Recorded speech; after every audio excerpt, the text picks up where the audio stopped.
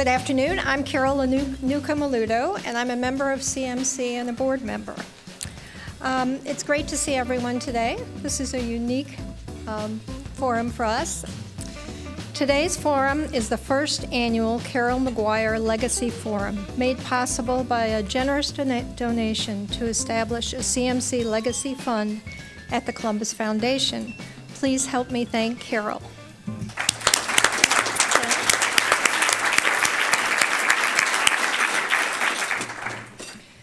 We also enjoy support today from OSU Urban Art Space and the Greater Columbus Arts Council in partnership with the Columbus Association for the Performing Arts. Please help me thank them also.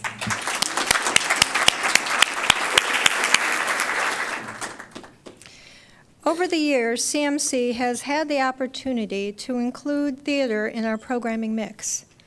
Each occasion has been a rare chance to experience world-class drama up close and get to know the players on a personal level. Today, we're going back to 1916. 1916 is a year of turmoil. It's also the 100th year anniversary of Ireland's Easter Rising. During 1916, we were in the middle of World War I with the battles of Gallipoli, Verdun, and the Somme. The Mexican Revolution was taking place, the murder of Rasputin and the beginning of the Russian Revolution was starting, the creation of the Kingdom of Poland, the growth of the women's suffrage movement around the world. Einstein completed his general theory of relativity, and the Easter Rebellion in Ireland. Today, we are thrilled to host our international guests from Abbey Theatre, the National Theatre of Ireland, on the occasion of this 100th anniversary of Ireland's 1916 Easter Rising. Regarded as a masterpiece, The Plough and the Stars is a provocative play that provides a glimpse of the political culture of Ireland at a seminal moment in history. This iconic play will premiere in Columbus at the Southern Theatre tonight, so if you don't have tickets yet, you can still get them. With shows also on Friday, Saturday, and Sunday, a matinee. Tickets are available through Kappa. Now, let's learn more about the culture, art, and significance of our Irish friends, allies, and kin from our speakers. Please welcome Director of the Abbey Theatre, Neil Murray.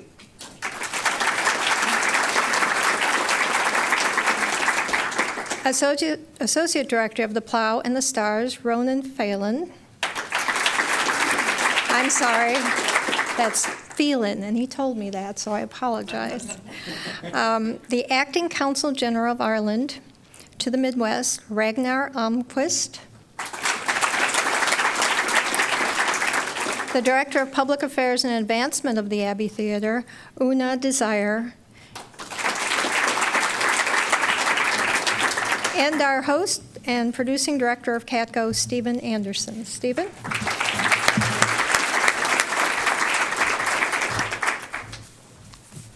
Hi.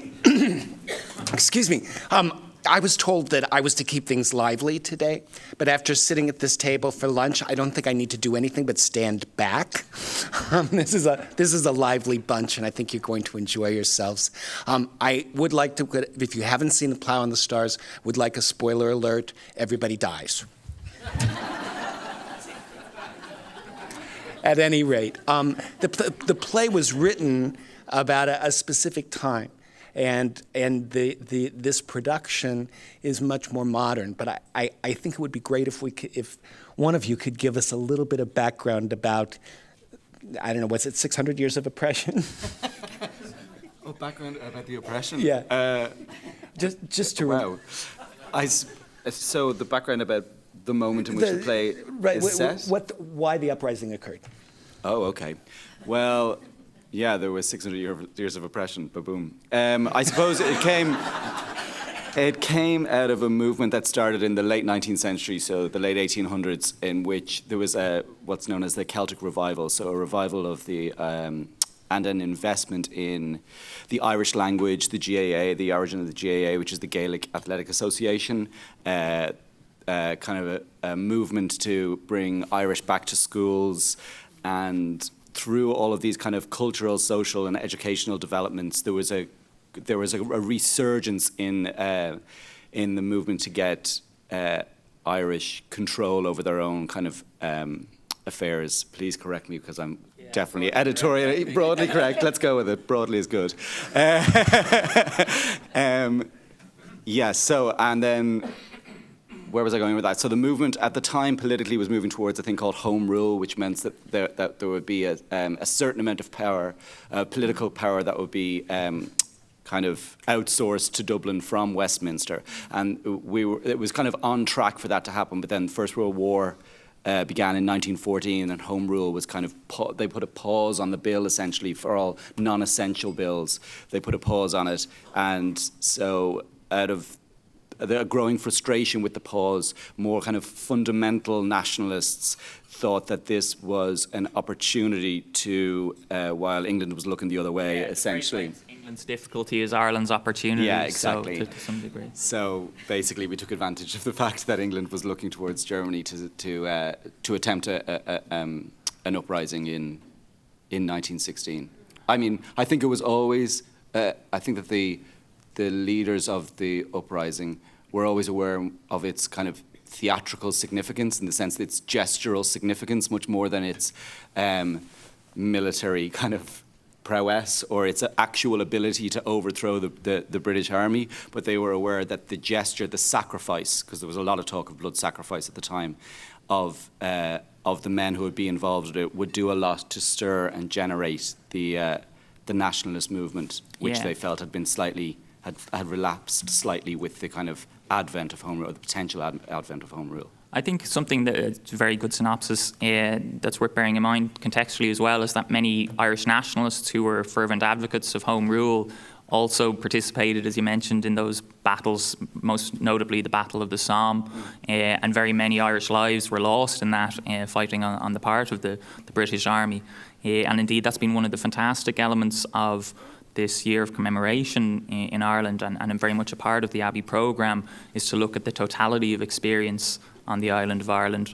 And I think, along with The Plough and the Stars, one of the other fantastic Irish plays which has been performed over the last year is by Northern Irish playwright Frank McGuinness, Observe the Sons of Ulster Marching Towards the Somme, and it tells the story in particular of Ulster volunteers within the British Army. So it was quite a complex time. It's always complex in Ireland, I suppose. But there was a lot of contradiction kind of colliding.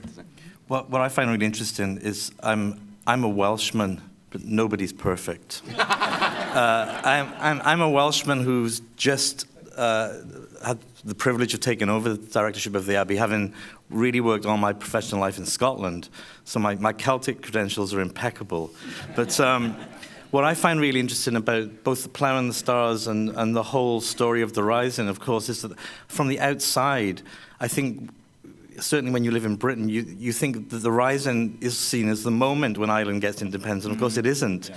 That the Rising fails in a sense and is suppressed. And what struck me, and I'd be interested from my Irish friends if this is true, that what really turned things around was not so much the Rising itself, but the execution of the leaders of the Rising, and the sense that if the British hadn't have executed them and had just maybe imprisoned them quietly, things may not quite. The martyrdom is really what spurred things forward, up to 22. Is that a fair assumption? I think so. I mean, the Rising lasted 6 days, and militarily was a spectacular failure in all respects. But as you said, the detention in Kilmainham jail of the signatories of the Irish Proclamation and their subsequent execution through the month of May, and it was somewhat staggered as well, so that a sense of particular unease and distress kind of permeated across the country, and that led kind of renewed impetus to the blood sacrifices, as Pearse might have described it, that the signatories of proclamation had given, and really spurred the movement and the push for independence again. And ultimately then, we said it's 6 days of the Rising. It was 6 years later, ultimately, that Ireland became an independent free state. But it was very much on the back of the reaction to 1916, and particularly the executions. And this production, most of Ireland. Right. Oh, I'm sorry. Go ahead. Most of Ireland became right. Well, this is true. Yeah. Right. This production, though, is built in a much more modern kind of way. Yeah. So could you talk to that, Ronan? Yeah, I suppose the aesthetic of the show, although like we haven't changed the language of the play at all, and the edits are minimal to the text, the aesthetic of the show is quite contemporary. The reason that choice was made, I think, is that the play was written in 1925, and although it's about 1916, I think it's much more, the subject of the play really is about the gap between those two dates. I think that O'Casey, in calling it, I mean, I was always confused as to why it was called The Plough and the Stars, to be honest with you, before I actually went and studied the play. And I also had a slightly lazy idea that it was a nationalistic play. I think because of its association, it being the jewel in the crown of the Abbey Theatre, and it having such a close connection with Irish nationalism and with the Irish cause, and it being so heavily involved with that, I always assumed that it was some sort of kind of pro-nationalist play. And actually, it's completely the opposite. It's an excoriating piece, which tears at Ireland and really demands that it look at itself. And so he's using the opportunity of a decade or nearly a decade on from this seminal moment, which was the turning point in leading up to Ireland's independence and Ireland having the opportunity to define itself as a country. That he's going back to that moment and saying, you know, at this point in time there was choice. You know, we had a few roads that we could go down, and we've chosen one. And is it the right one? Because, you know, the Plough and the Stars as a flag at the time represented socialism, communism, equality, and certainly equality for the working man. And in fact, by the time we get to 1925, the tricolour is the flag of Ireland. And so the story of the Plough and the Stars, broadly speaking, is the story of that flag. By the end of the play, the flag is dead. The opportunity for the Socialist Republic of Ireland is gone. And, you know, they've decided that it's, you know, the country that it was becoming in 1925 was much more heavily conservative, was strongly engaged and in kind of hand in glove with the Catholic Church, and a lot of the kind of the fervent bubbling of opportunity that one felt or one senses around 1915, 1916, and indeed like kind of like from the decade up to 1916. Dublin feels like very contemporary, very culturally vibrant, very permissive and liberal capital, that by the time we get to 1925, it is a much more rigid place, which, I mean, as reflected by the riots to the play itself, which is clamping down on expressions of doubt or inquiry into the idea of Ireland, as in the idea of Ireland has been consolidated, and what we have to do is get behind it now and stop asking questions. So I think the reason why people rioted is because O'Casey had the guts, really, at such a tender point in Ireland's development, to kind of rip the plaster off and say, no, we should really have a look at what we're doing here. So the reason why it's contemporary, sorry, to go back to the question, oh God, to go back to the question, we took as the jumping off point that, okay, so this play is not just about 1916, it's about the gap between when it was written and 1916. And so therefore, it's incumbent upon us to make our production about the gap between 2016 and 1916. And the primary context for the play, which is not discussed because who discusses it when they're living it, is poverty. So we really wanted to try and articulate the poverty of the people at the time in a way that was immediately resonant for a contemporary audience. So all of the clothes are, you know, polyblend and like bad jeans. People drink cans. They drink spirits out of the bottle, like they smoke a lot. The lifestyle that we wanted to try and capture was one of contemporary poverty, rather than the danger of a sort of romantic or nostalgic poverty of shawls and babies. And so, you know, that in itself, particularly in Ireland, has become a slightly a seductive image in which, God, we were poor and we'd no teeth, but we were great crack, you know? But what was important about this production, and especially because Ronan talked about the danger of seeing the Plough and the Stars as a, you know, one of Ireland's heritage pieces, was the then director of the Abbey offered the play to a theatre director called Sean Holmes. Sean's an Englishman living in London, had never seen the play, had never read the play. He got an offer to see if he might be interested in taking it and making the National Theatre of Ireland's centenary production. He read the script and went, I'm in.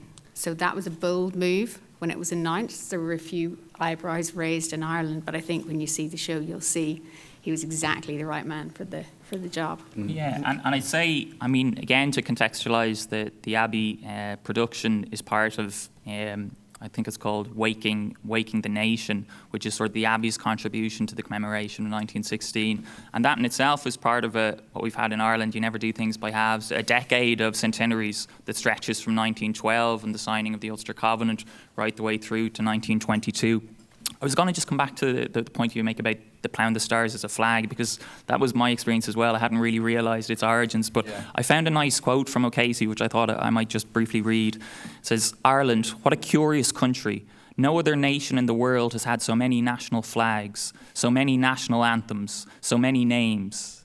We've had the green flag with the harp, the green flag with the sunburst, the flag hypothetic of St. Patrick's Cross, the blue flag with the 3 golden crowns, and the tricolour of green, white and orange. Our names are more numerous amongst the nations of the world.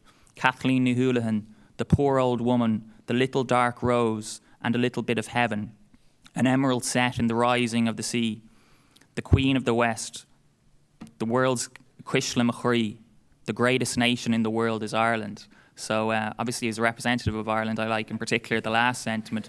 But I think what struck me in that quote, and what strikes me about O'Casey and the play, is that he's speaking and really writing very much about the totality of experience of the Easter Rising. And there was, in the aftermath of the executions of the signatories of the proclamation, a sort of heroism that was associated with the Rising and everything with it. And that was part of the sort of official presentation within official Ireland as well of the Rising of the time.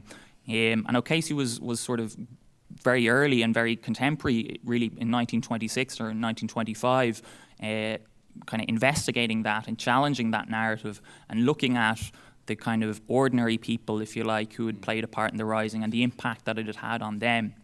And in looking at this decade of centenaries from our kind of national perspective in Dublin and across Ireland, we have very much kind of looked to appreciate this totality of experience. But we're sort of 90 years behind O'Casey in doing that. My sense is he was really very, very much ahead of his time. And so it seems extremely fitting that it would be a centrepiece of the Abbey's contribution to the commemoration of the centenary. Just one thing. I just wanted a bit of information. When Ronan talked about the riots around Plough, the Abbey holds the world record for riots in its own theatre. But this was the second occasion within 10 years, within 20 years, that there had been a riot. And what happened is the first night audience rioted at the play, at the portrayal of what they saw as often their fathers or their sons and brothers. And the founder of the Abbey, one of the founders of the Abbey, W.B. Yeats, leapt to the stage, and I'm going to ask you to do it because you did it so beautifully earlier, and spoke to the audience and tell us what he said. Well, you have disgraced yourselves again, I think, was the line. And it was in reference to the reaction to Synge's, the performance of Synge's play, A Playboy of the Western World, I think in 1907. There had also been an uprising in the audience. Yeah. Indeed, yeah. Although this one was more coordinated than the Synge one. Yeah. This one was organised by Cumann Ma'an, essentially, which was a women's nationalist movement of the time, and it was a lot of the widows of the heroes of 1916 who led that riot in the theatre that night, because while they bristled at the flags being brought into the pub in Act 2, it was Act 3 when Nora turns to the audience and says, "No, I looked into their eyes and they're afraid, they're afraid, they're afraid," when she was talking about the men who were out fighting in 1916. When she talked about their cowardice and calls them cowards, it was at that point that the women revolted. But one of the actors who played one of the soldiers, Arthur Shields, was a member of the Abbey Company and walked out of our theatre, which is around the corner from the GPO, and participated in the Rising. So his voice for Cam was strong and was listened to, because he said, "Look, I was there and I stand by this play." He helped calm it down, and it went on to break all box office records. We have the original accounts from 1926. No play took as much at the box office as The Plough and the Stars did. Yeah. All I'd like to shift publicity is gears. good publicity, is it? Yeah. I'd like to shift gears just a little bit, Neil, since the Abbey has this incredible history of rioting. What are you going to do in your, Neil, I think you've officially been the artistic director for a week, but you've been there for quite a while. 8 Yeah, days. 8 days. 8 days and counting. Yes. So is there some God sort of... created the world in less time. The Abbey's a much harder job than the world. comes with more baggage. Is there something you can say about what we can expect to see from you? It's a massive privilege to take up the reins of the Abbey, and it is one of the great theatres of the world. There aren't that many theatres where you say a word, maybe Moscow Arts, National Theatre in London, maybe the Abbey. It's one of those great theatres, and it's built on a huge tradition.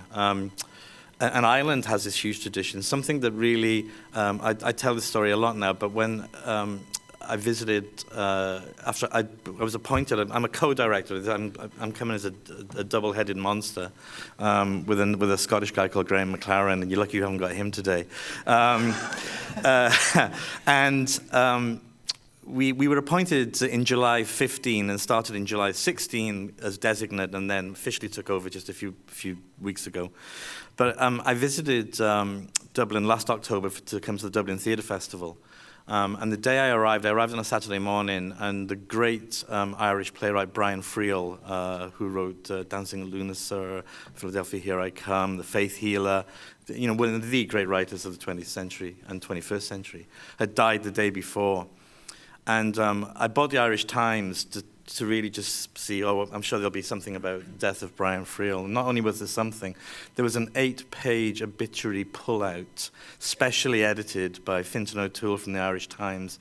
And it both thrilled and terrified me at the weight that Ireland places on its writers, especially its writers. And the Abbey is a writer's theatre.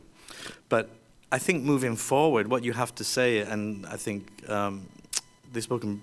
everybody's spoken beautifully about The Plough. The Plough and the Stars was a revolutionary new play when it was written. All these great works that we love, they're new plays. When the first time an audience sees them, Shakespeare wrote new plays. And we threaten the future of theatre if we turn theatres into museums. And the Abbey hasn't done that. The Abbey's been careful not to do that, and we have to keep not doing that. And we have to treat classic plays as new plays when we present them, but we also have to absolutely encourage new plays and encourage writers to be making plays for the big stages of world theatre. So I really hope that the Abbey moving forward we'll do 3 things slightly differently than over the last few years. I think we will be encouraging new writing for the main stage at the Abbey. It isn't so big as to be a terrifying space. It's only 500 seats, the Abbey. It's, in a sense, its reputation is bigger than its space. So there has to be a place for radical new work, I think, on the Abbey main stage. Secondly, there's a massive amount of theatrical and indeed cross-art talent in Ireland, which hasn't always had a chance to be seen at the Abbey. So we want the Abbey to be a more open space, to invite other companies, both Irish and international, and hopefully from the US, to visit the Abbey and play at the Abbey, presented as part of the Abbey program on a level playing field with the Abbey. And thirdly, we want the Abbey to get out of Dublin more. I don't know if anybody here has ever been to the Abbey Theatre. Has anybody? A couple. Okay. The first time I went to the Abbey Theatre, I went on a kind of pilgrimage about 25 years ago to go to the Abbey. And without being really mean to my new employee, it was one of the most disappointing experiences of my life, because the Abbey Theatre itself is a 1960s breeze block brutalism building. But it's the address that's important. It's on Abbey Street. That's what people love. The building itself is actually... The auditorium is great, but the building itself is a little dysfunctional to work in at times. And, it's the third building on that site. So it isn't the building itself isn't what makes the Abbey the National Theatre. It's what happens within it and the artists who make the National Theatre. So what we really want to do is to encourage the Abbey to make work outside of Dublin in Ireland, and maybe not even show that show in Dublin. Perhaps it'll be made in Galway or in Belfast or in Cork or other places. And also, what's been fantastic about this year is that The Plough and the Stars has been on a US tour, which we're thrilled to be concluding here in this beautiful city of Columbus. And we've also had another show in New York this year called Quietly, which played at the Irish Repertory Theatre in New York. And it's been fantastic. It's been a real shot in the arm for the Abbey to be out on the road internationally. So I think what we'll see more, I hope, is the Abbey making work in Ireland outside of Dublin, and indeed exporting work all across the world, and including the United States. Yeah. In a few minutes, we'll move to the audience questions, but let me ask, are there any other touring opportunities coming up after The Plough and the Stars?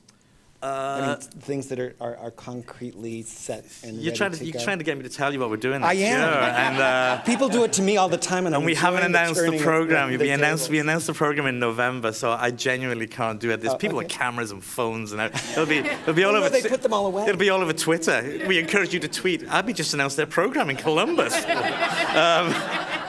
So I'm not going to tell, no, but there are definitely things that we are working on that we hope to have a very regular presence in the United States, and we would certainly want to be revisiting Columbus as well. That's all I'm going to say. It was a good effort, though. Thank you. Well, I think that we were talking at lunch. I think the CATCO will be hosting a trip to Dublin to see what Neil's doing, so watch for that. I hope so. We're ready to. I have this spontaneous statement I'm going to make about it is CMC's tradition to take audience questions.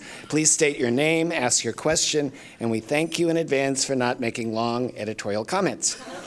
Let's proceed with the first question.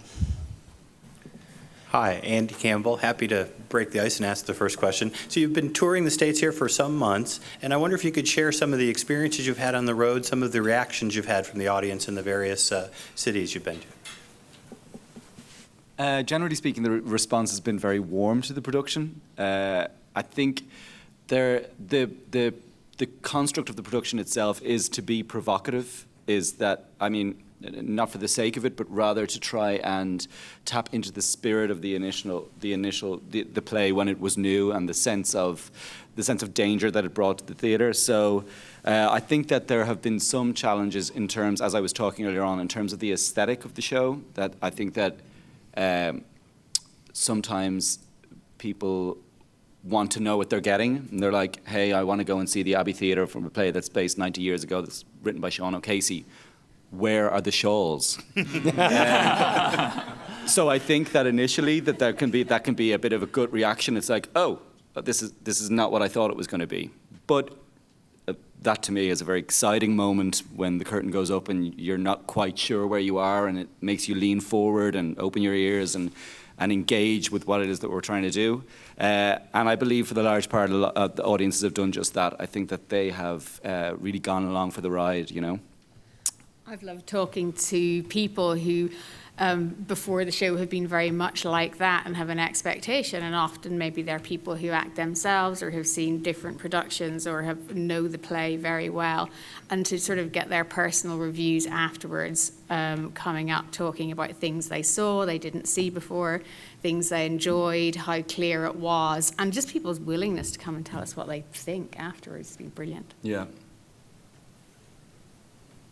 Can't really add to it because I haven't been in any other productions. I mean, I would just say, in terms of being the incoming director, you know, there was a slight, the Abbey tour on The Plough and the Stars in America, and had it been the Shaw's production, as Ronan described, that would have been a tough precursor to I suppose, a new regime. What's thrilling about this Plough is that, exactly as I think Ronan described earlier, I think Sean and Ronan, who's done an amazing job looking after this show and keeping it fresh, treat it like it's a new piece of writing. So it doesn't feel, it feels absolutely fresh. And I mean, I find it incredibly moving, I have to say. And I've seen it in 3 or 4 places on the tour. What happens, I think, is as Ronan says, I think the first 10 minutes, the audience is slightly, what world are we in here? What world? But by the time you get to the end, everybody, you know exactly what world you're in. You know you're in 1916, but you also know you're in every kind of conflict and every kind of civil conflict that's happening, both now, indeed, it feels incredibly contemporaneous. So it's been a really moving experience. There are some good seats still available. There are 5 performances here. So I really hope you will all come and see it, and we'd love to talk to you about it afterwards as well. There's a question at the mic. Hi, my name is Dan Dennis. I'm Artistic Director of Tantrum Theatre, which is a new company based in Dublin, Ohio. It's a suburb of Columbus, not too far away. We were happy to have our very first season this last summer. We did Dancing at Lunasa. We were really pleased to mark Brian Friel's passing in that way, and look forward to doing more Irish work in the future. So I really want to thank you for being here, first of all, and for speaking as eloquently as you have about why this play, why you're doing it. And I wanted to ask about the idea of the cultural export, that this is what you've chosen to tour and to the United States, and thinking about, as you were speaking about the intervening time that has passed, 1916 to 2016, and how what's happening in the world now affects the lens through which you are presenting this and that we're looking at the piece with. So I'm thinking about, of course, here, it's all we can think about is the election that's coming up, about Brexit, not that that's directly affecting you, but certainly, coming from Scotland, Mr. Murray, there are interesting things happening that give us a way of thinking about the death of a socialist Ireland. So if you could just speak to that a little bit. I think in terms, I'm not sure that contemporary parallels were actively pursued in terms of the American election, or indeed conflict that's going on around the world, like Syria, or because images within the play suggest those sort of things to you, and because uniforms, especially military uniforms, are contemporary ones, and so all of the connections resonate. I think that the context that we were more actively pursuing in terms of contemporary, finding a contemporary language for it was, as I was saying earlier on, poverty. And because a lot of the ideas within the play, or people's the fundamentalism of people's connection to those ideas and what they're willing to do for them, whether that's socialism or nationalism, the idea of a free Ireland, whether that fundamentalism is alcohol or your husband, because people are they have invested so much energy in these ideas, and they're willing to sacrifice their lives for them, because the overarching context, I think, is one of extreme poverty. I mean, it is even very difficult in terms of the aesthetic now to truly reference how horrific these people's lives were, as in their day-to-day lives, how difficult it was. And I think that the struggle largely within the play is for identity and purpose. And I think that, the play opens and somebody is already standing on all of their necks already. Do you know what I mean? They have very little to lose, and they are constantly searching both within themselves and fighting with everybody around them to try and find room to exist. So really we were trying to find that sort of context, because the internal conflict within the play is really about people's lack of agency, their lack of ability to change the world in which they live, and the overarching sense that they are being extinguished. But I think your point about you mentioned cultural export as well, and I think one of the things that's a great thrill for when you bring a play out on tour is, I think, the truly great plays speak to people wherever they are, whatever the country. There's something in a great play that you recognise, that you identify with, that makes you think about what's going on now. And this year for the Abbey, to have Plough touring in the States, but also to have had Quietly in New York for 2 months in the summer, which is a brand new play that premiered at the Abbey in 2012, and for the conversation around that to be how much that's a play about reconciliation and forgiveness, and for people to identify so strongly with that right now in the States struck me. And I guess we're fortunate to have had the opportunity to take these two plays out on the road this year. I might just speak a little bit, kind of not necessarily specific or singularly specific to the play, but about the commemorations in the US and the connection between 1916 and the US more generally, and then also to the UK. Something I was interested to note, actually, Sean O'Casey had travelled out to the US quite a bit, and I think got to be friendly with Eugene O'Neill, amongst other American playwrights while out here. But as far as the declaration or the proclamation of independence in Ireland is concerned, it was very heavily modelled on your own Declaration of Independence. So the authors drew inspiration from the US example. And I think 5 of the 7 signatories had spent considerable periods of time in the US. 1 was an American citizen. And the proclamation itself, actually, the United States is the only country other than Ireland specifically mentioned in it, and it speaks of sort of our children effectively in the US. So prospectively, some of your ancestors perhaps in this room today. So there was a very strong and very natural connection between Ireland and the United States at that time, and it's continued right through to today. And it was one of the reasons why, in looking at our commemoration of 1916 and indeed of this decade of centenaries more generally, there was such an emphasis in our international programme on the United States. And this play is a real highlight, but it's one of many hundreds of events which have taken place across the country here, indeed many in Ohio as well. The other thing, prior to coming here, and I'm not much longer in the job than you are, just 12 weeks in Chicago, in Illinois, I was working in our Department of the Taoiseach, our Prime Minister's office in the EU division there, and most centrally concerned with Brexit, which was a very difficult and challenging role to be in, and has very profound implications for Ireland.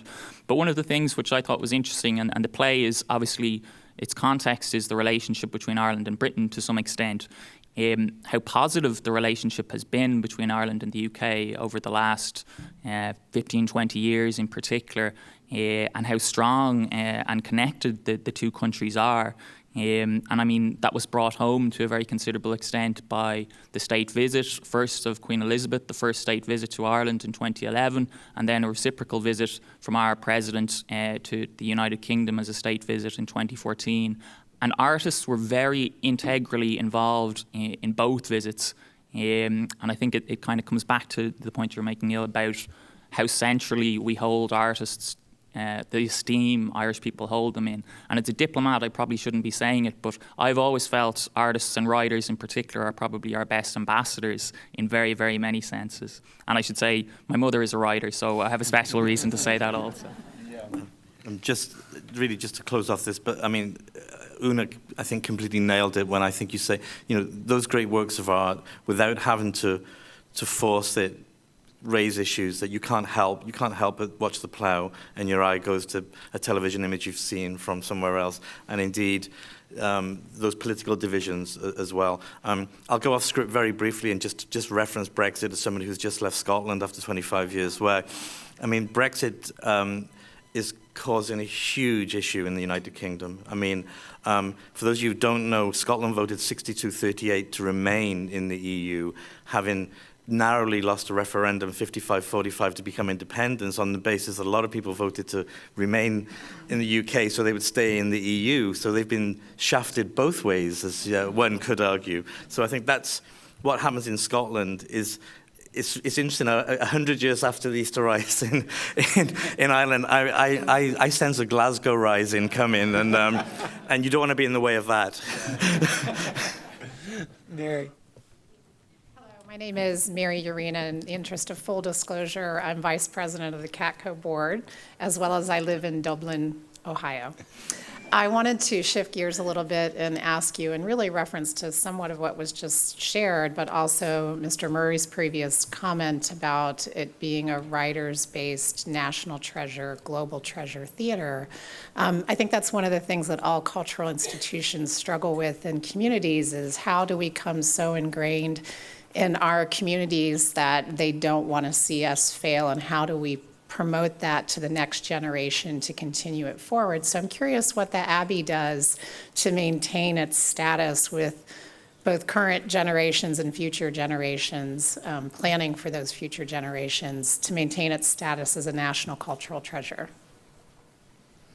So we had one of the things we did with support from the government this year as part of our 2016 programme was there is a new play called Me Malzer, written by Ali White, which takes the character of Malzer, played by Rachel in The Plough and the Stars, and tells her story. And that is designed for students between the ages of 10 and 12.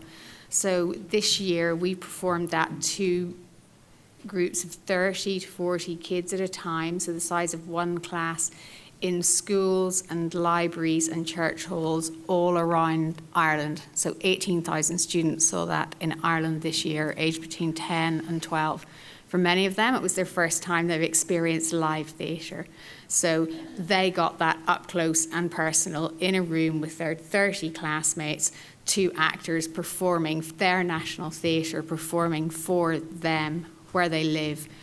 There was work around that, around theatre, producing, the themes of the play, the themes of 1916 that are being discussed all around Ireland. We were then very fortunate to be able to bring that to Boston and Philadelphia earlier this month and perform with them in their library networks. So again, the power of theatre, telling a story about a certain time in history, the chance to do that for diverse communities here, for kids of different backgrounds. So that's a large-scale example of what we've done this year. We work very closely then with our local secondary school, bringing kids in, trying to make sure they feel it's as much their Abbey theatre as anybody else's. And one of the exciting things about Neil and Graham coming in is they have huge experience in making work in communities, about the community, for the community, with the best theatre artists and theatre makers in any country. So personally, I'm excited to see what we do there as well. But I think it's a great question, and I think it's the challenge. And I think, you know, way too often, I don't want to sit here glibly, you know, the Abbey has got a massive job to do. And I think one of our big challenges, as I spoke earlier, is about making sure that we're developing new plays, that we're not afraid to fail. As the great Sam Beckett said, try again, fail better. If, you know, we have to have that right to fail. We have to be bold enough to put work on that might not always work. I mean, you know, More riots. More riots. Now, you know, but way too often I sit in theatres all around the world where I'm one of the younger people in the audience, and that's just wrong. That's wrong now. I should not be, you know, I need to be one of the older people in that theatre. And that's the really big challenge, not just for the Abbey, I think for theatre, as it fights for its place in a kind of a global entertainment world now, which is very, very different from when O'Casey wrote The Plough and the Stars, for example. Yeah. I think it's the challenge, is how do we make theatre exciting and accessible without forcing young people to come to it? How do we develop work that speaks to them? How do we make the theatres themselves places that don't intimidate people, that thought of opening those big heavy doors and walking into a darkened auditorium in a plush red seat where you're shouted at to turn your phone off as soon as you get in there. You know, we have to acknowledge these things whilst preserving the art form and as pure as we can. We've also got to bend a little, I think, and that's a really big challenge. And it's up to all of us who work in theatre, I think, to do that. But we have to do it because I think the warning signs are there in terms of certainly in Britain and Ireland, the demographic of the theatre audience is getting older, and that needs to reverse. And it's about celebrating the trump card that theatre has, really, isn't it? Which is that it's live in the room with you. Yeah. I mean, if that is not first and foremost, like the center of every production that you're making, well, then you're in the wrong medium.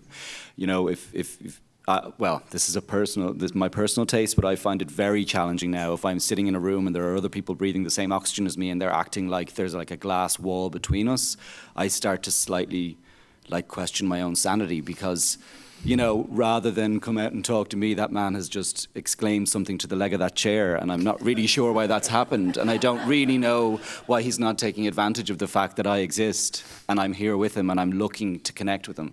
Because the thing about theatre is, or any sort of live performance, is that it has a directness which supersedes any other medium, and so it requires more of us. I think it's part of the reason why, you know, theatre can be more challenging to kind of turn up to, is because you don't get to fast forward or switch channel or turn off. It requires you to be present, and in an age where we are so saturated by various forms of media from every side, it is going to become something that we really need to that needs to be celebrated. It's a communal ritual which reminds us all that we're all in it together, and so stronger together, etc. And so it's a political gesture as well. So yes, it's just where am I going with this? Its right. liveness is important, and it's the trump card to play. Yeah, this is where I can help by stepping in and Thank interrupting. God. You're very welcome, Ronan. So what place does social media have in what we do? I mean, what? Well, it has a huge role in selling it, for a start. The days of the everybody waiting for the first review the next morning, nervously rushing out to buy a newspaper. Well, that's gone. It's on Twitter before the applause is finished. So we have to channel social media in terms of marketing and selling our work.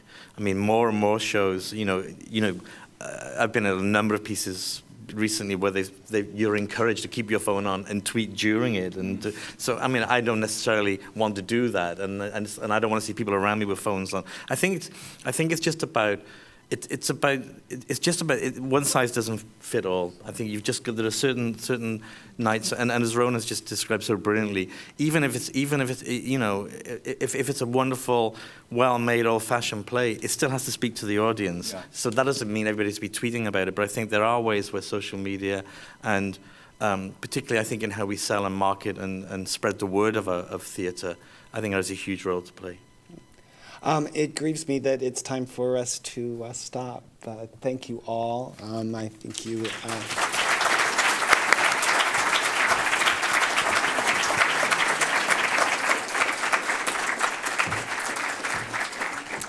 I hope you all enjoyed today's forum. We encourage you to come back. You can view and share today's forum and all of our forums on CTV, Columbus Television, on WOSU and PBS affiliates statewide through the Ohio channel, and anytime on CMC's website via YouTube. Our sponsors, Carol McGuire Legacy Fund, OSU Urban Art Space, and GCAC, thank you. And our partner, Kappa, thank you very much.